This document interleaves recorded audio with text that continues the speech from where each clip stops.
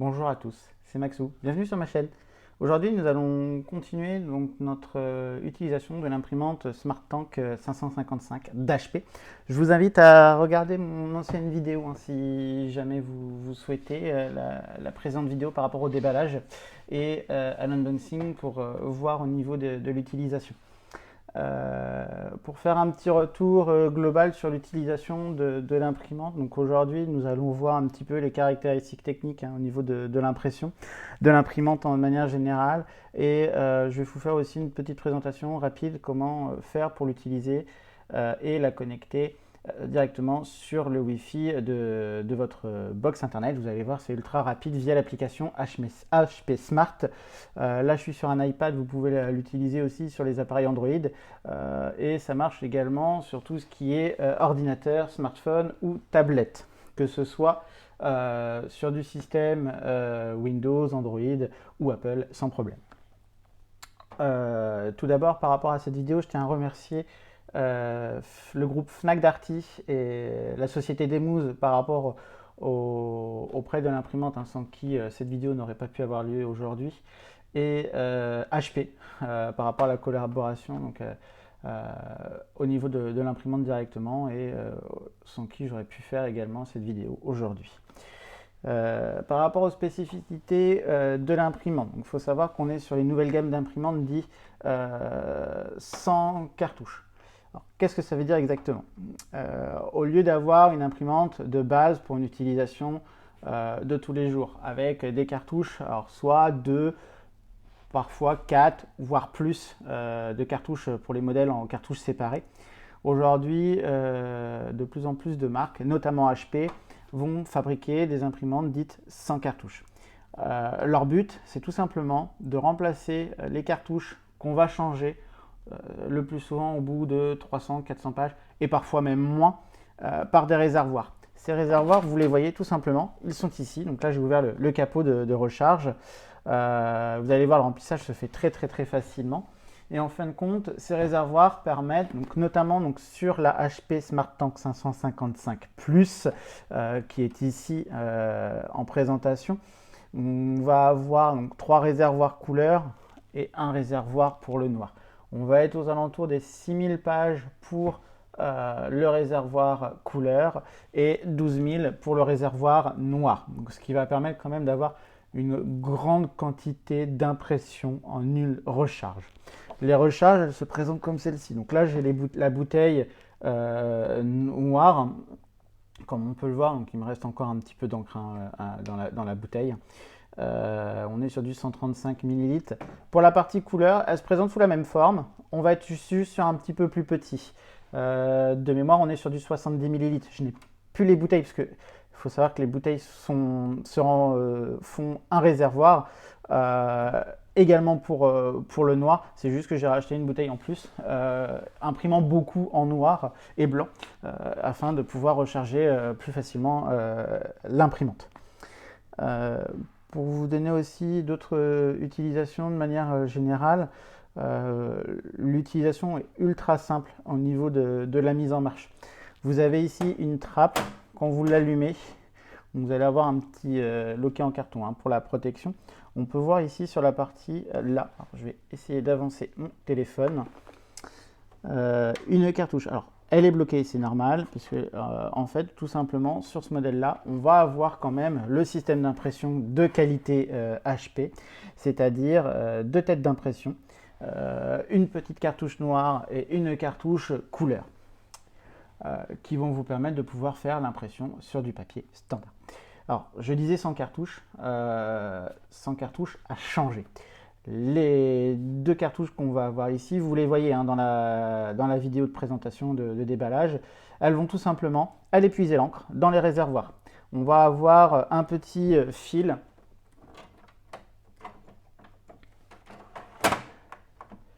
Hop, je vais essayer de l'ouvrir. On va avoir en fait un petit câble pour chaque couleur qui va permettre, grâce à une pompe, tout simplement de pouvoir faire passer l'encre du réservoir à la cartouche. Tout ça se fait naturellement par la gravité, par une petite pompe également. Donc pas de risque de bouchage, pas de risque de séchage au niveau des cartouches, puisqu'elles sont en continu alimentées. La deuxième particularité, c'est la capacité au niveau de l'impression. On est aux alentours des 6 pages par minute en couleur et jusqu'à 12 en noir et blanc. L'impression va être calculée automatiquement en fonction de ce que vous imprimez. Plus vous allez imprimer des photos, plus l'impression va être qualitative en termes de finition et de définition. Si vous imprimez du texte, l'impression va être assez rapide. Si vous imprimez une photo, l'impression va être un petit peu plus lente. Pour la mise en route, sur ce modèle-là, rien de plus simple. On a un bouton marche-arrêt. Vous avez ici un mini panneau de commande avec le bouton d'annulation en cas d'impression, le bouton de reprise en cas de bourrage papier ou si par exemple vous avez oublié de mettre du papier par exemple. Ici pour la partie photocopie et en noir et blanc ou en couleur. Et ici pour le réglage du Wi-Fi. Alors les boutons, honnêtement, moi personnellement, je m'en sers très peu, sauf pour la partie photocopie, puisque ce sont des boutons directs. Tout va se faire via l'application HP qui est sur l'iPad. La particularité au niveau des cartouches, hop, on le voit, on voit le rail bouger effectivement avec les cartouches, ce qui va vous permettre effectivement de pouvoir faire une impression de qualité façon HP. Alors l'imprimante aujourd'hui, personnellement, je m'en sers pour 2 utilisations. Une utilisation personnelle à la maison pour pouvoir imprimer une facture de téléphone, un courrier que je dois envoyer par la poste, etc. Pour faire des photocopies également de documents nécessaires à la vie de tous les jours. Je m'en sers également pour ma micro-entreprise, pour imprimer les factures, les devis au niveau des clients, pour pouvoir les renvoyer par mail, et puis envoyer aussi mes courriers, que ce soit à mes clients ou à mes fournisseurs. En termes de rendu, j'imprime environ entre 100 et 400 pages par mois. Alors l'imprimante, je l'ai depuis 1 mois et demi. J'ai une deuxième imprimante derrière qui me sert qui me servait avant, qui me sert quasiment plus aujourd'hui par rapport au coût des cartouches qui sont exorbitants. En termes d'utilisation, sur cette imprimante-là, il faut savoir que le lot de 3 bouteilles couleur plus une bouteille noire, on est aux alentours des 40 €, grosso modo. Donc ce qui est plutôt très intéressant puisque pour 400 €, on peut faire 6000 pages en couleur, 12 000 pages en noir et blanc. Donc automatiquement, le rendu et le calcul sont vite faits. On est sur un coût qui est très inférieur, que ce soit au jet d'encre classique avec les cartouches à changer, où là, pour le même prix, on va faire 200 voire 300 pages, et sur du laser, ou pour soit on va être sur du 60 € pour du 2000 pages en noir et blanc, soit si on veut faire effectivement la même quantité en couleur, on va être aux alentours quasiment des 250, parfois 400 € au niveau de tonnerre couleur pour avoir la même qualité d'impression. Capacité d'impression en termes de coût. Donc ce qui est effectivement voilà, très différent et donc du coup très économique en termes d'utilisation. Quand vous allez l'allumer, de toute façon, vous allez avoir un petit logo ici qui s'affiche. Là, je ne l'ai pas parce que les cartouches sont remplies. Qui va vous demander de remplir les cartouches. Comment ça va se fonctionner? Il suffit juste de prendre la bouteille. Vous l'ouvrez. Alors, le bouchon est très propre, hein, tout simplement parce que vous avez la technologie anti-déversement d'HP qui fait que, vous voyez, je retourne la bouteille. Il n'y a pas d'encre qui coule. C'est vraiment très pratique puisque du coup, ça vous permet de ne faire aucun risque au niveau de l'impression. Et la seule chose que vous avez à faire, c'est piquer la bouteille, comme ceci, et le remplissage se fait automatiquement. Alors là, je l'ai fait sur quelques petites secondes, tout simplement parce que, comme on peut le voir, le niveau est déjà bien plein. Après, je peux essayer de remplir un petit peu. Le remplissage se fait de manière très rapide.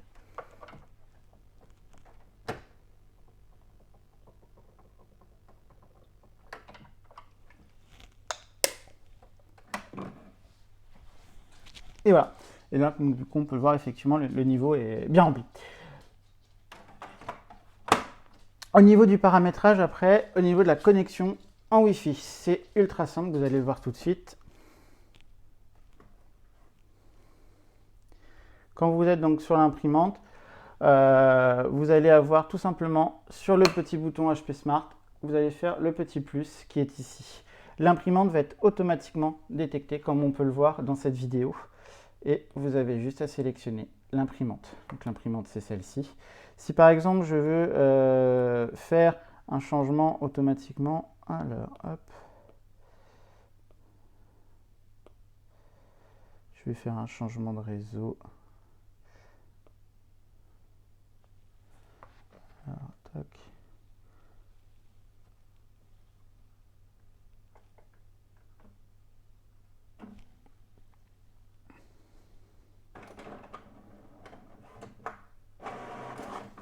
On va réouvrir l'application.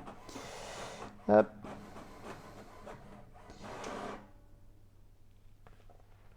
Et du coup, quand vous allez chercher l'imprimante, vous faites, alors hop, si on va faire masquer, hop, je vais supprimer l'imprimante. Voilà, tout simplement, quand vous allez faire l'impression, au niveau tout simplement de l'utilisation, hein, quand vous allez la connecter en réseau, le réseau va être très facilement faisable. Alors, je ne sais pas si on peut le faire ici, sans fil connecté, hop. Alors, c'est parce qu'elle n'est pas connectée. Alors.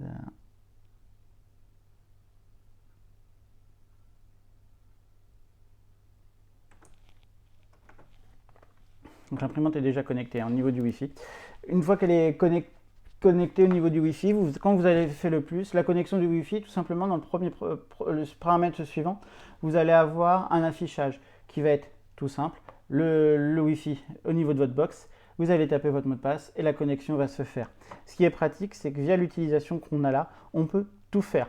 On peut imprimer des photos, par exemple, depuis nos différents services, mais également depuis mes différentes photos qu'on peut avoir ici.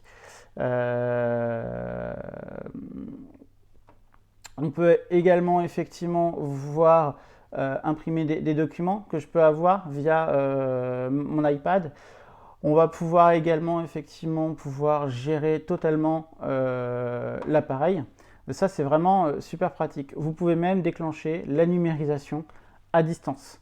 Et là, dans ces cas-là, possibilité effectivement d'utiliser le scanner ou l'appareil photo de votre appareil, votre tablette ou de votre téléphone par exemple. Et vous pouvez également lancer une copie à distance.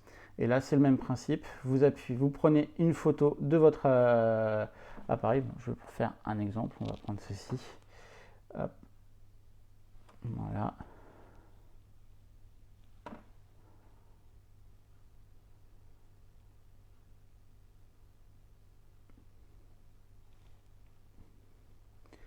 Donc là, du coup, il envoie la photocopie de ce que j'ai pris en photo. Et du coup, vous allez pouvoir l'imprimer dans la foulée. De manière générale, au niveau du rendu, de manière générale, sur l'utilisation en elle-même, l'utilisation est très fluide. L'imprimante va servir hein, tous les jours. Elle consomme très peu en termes d'énergie, que ce soit énergie électrique, par exemple, grâce à la mise en veille qui va être automatique. Il faut savoir que quand vous la mettez en veille, si vous lancez une impression, elle va se rallumer toute seule. Ce n'est pas le cas si elle est éteinte, où là, ça fait pas forcément un inconvénient, mais vous l'allumez et puis elle va relancer l'impression automatiquement dans la foulée.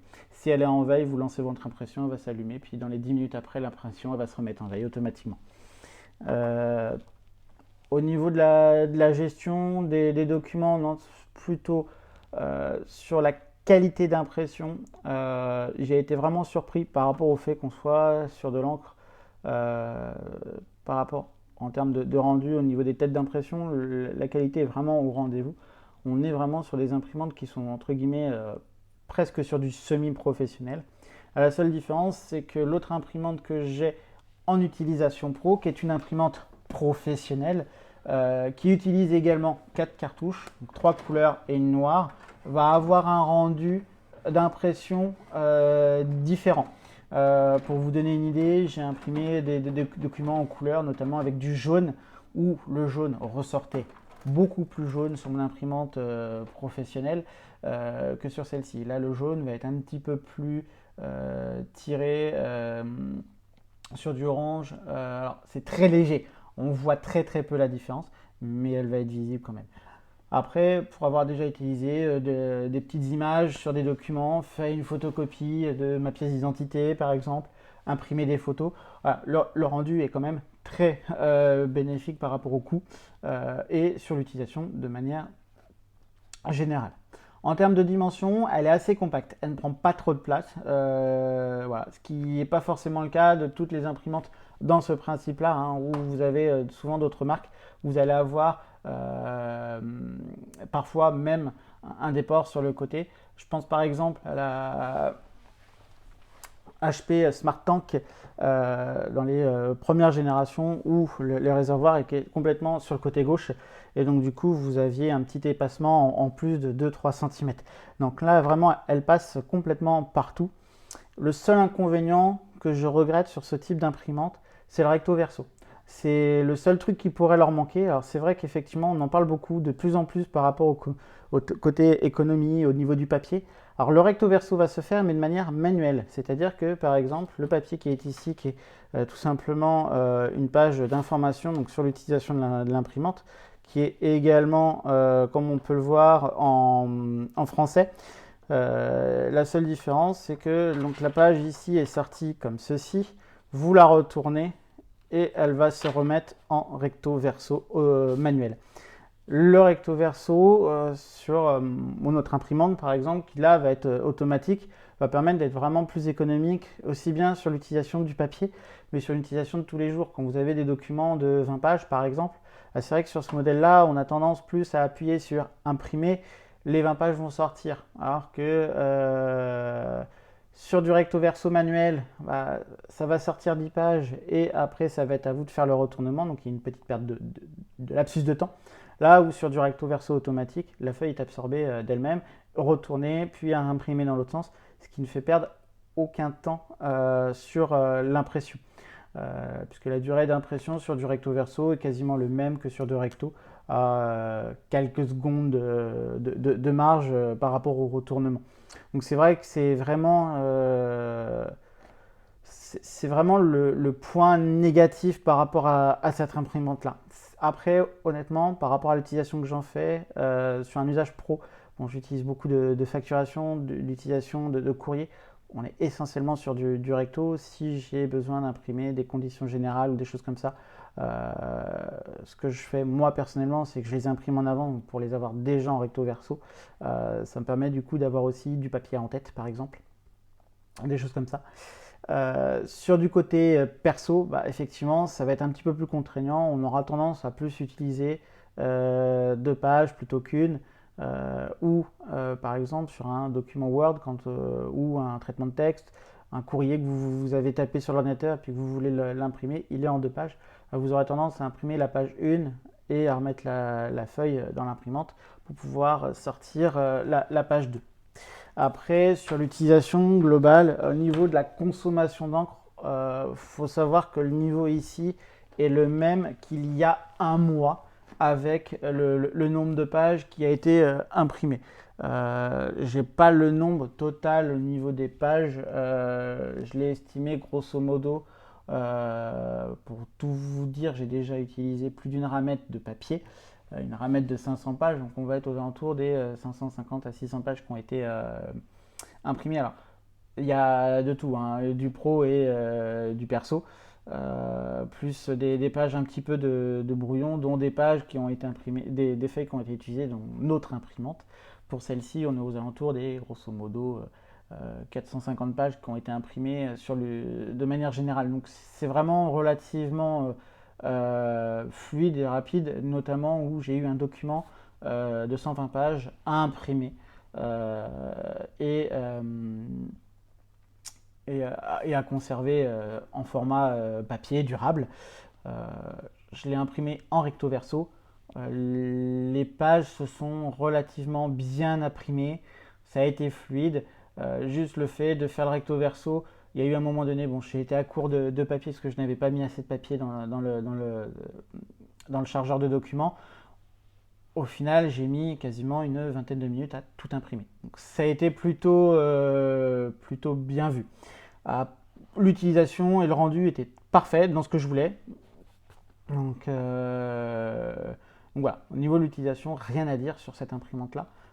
Le petit défaut effectivement du recto verso, la connexion Wi-Fi qui reste plutôt facile à faire.